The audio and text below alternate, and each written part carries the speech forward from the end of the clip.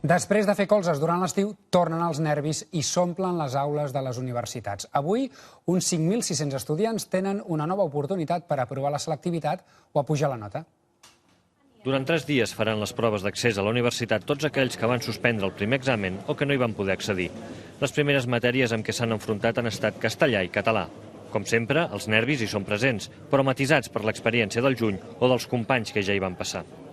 Demà estaré tranquil ja, perquè ha sigut només al principi i després ja, bé, ha sigut simplement el primer examen, pensava que m'agafaria alguna cosa, però després ja no.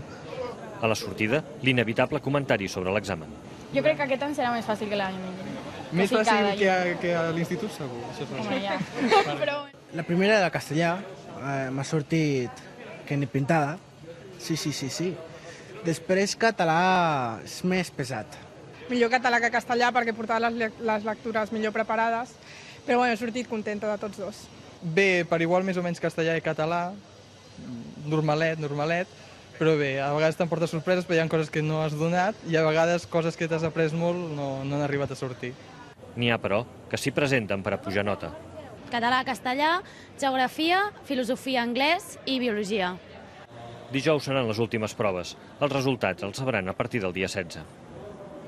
Uns 6.000 estudiants han començat aquest matí la selectivitat de setembre. Durant 3 dies faran les proves d'accés a la universitat tots aquells que van suspendre el primer examen o que no hi van poder accedir. Les primeres matèries amb què s'han enfrontat han estat castellà i català. Com sempre, els nervis hi són presents, però matisats per l'experiència del juny o dels companys que ja hi van passar. Venia molt tranquil i això no crec que sigui bo i dic que m'emportaré una sorpresa quan faci l'examen perquè vaig massa tranquil. Però bé. He sortit molt contenta i espero poder treure la nota que vull fer per la carrera.